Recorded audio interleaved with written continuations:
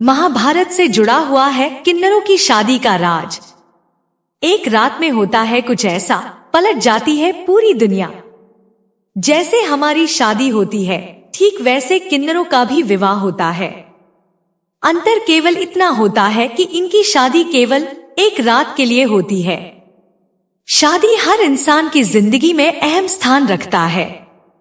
लड़का हो या लड़की, शादी का इंतजार सभी को रहता है।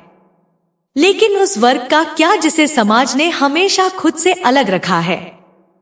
हम यहाँ बात कर रहे हैं किन्नर के बारे में। आपको बता दें, जैसे हमारी शादी होती है, ठीक वैसे ही किन्नरों का भी विवाह होता है। अंतर केवल इतना होता है कि इनकी शादी केवल एक रात के लिए होती है और अगले दिन ये विधवा बन जाती है। बता दें, किन्नर अपने आराध्य देव अरावन से साल में एक बार शादी करते हैं।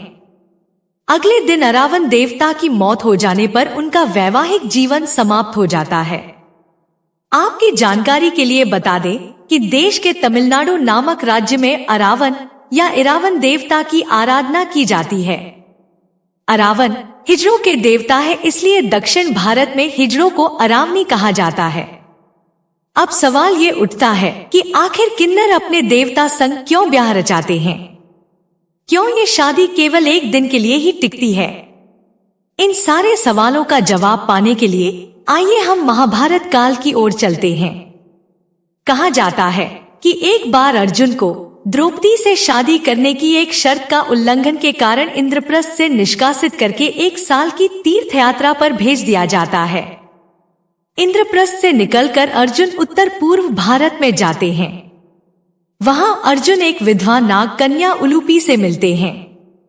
दोनों को एक दूसरे से प्यार हो जाता है और दोनों विवाह कर लेते हैं। विवाह के कुछ समय बाद उलूपी एक पुत्र को जन्म देती है, जिसका नाम वो अरावन रखती है। अरावन के जन्म के बाद अर्जुन, उलूपी और अपने बच्चे को वहीं छोड़कर आगे की यात्रा पर निकल जाते हैं। पिता के चले जाने पर अरावन नागलोक में अपनी मां के साथ ही रहता है। युवा होने पर वो नागलोक छोड़कर अपने पिता के पास आता है। उस दौरान कुरुक्षेत्र में महाभारत का युद्ध चल रहा होता है, इसलिए अर्जुन उसे युद्ध करने के लिए रणभूमि में भेज देता है।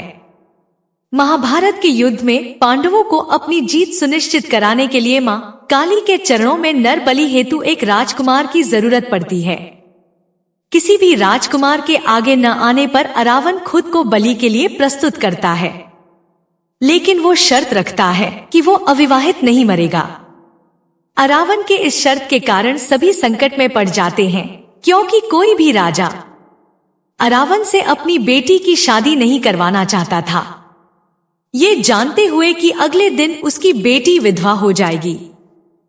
समस्या का समाधान न निकलते देख भगवान श्री कृष्ण स्वयं को मोहिनी रूप में बदलकर अरावन से शादी करते हैं।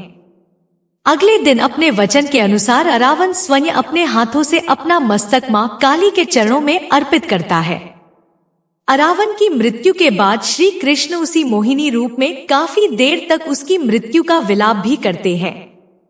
चूंकि श्री कृष्ण एक पुरुष होते हुए भी स्त्री रूप में अरावन से शादी रचाते हैं, इसलिए किन्नर, जिन्हें स्त्री के रूप में पुरुष माना जाता है, भी अरावन से एक रात के लिए शादी रचाते हैं।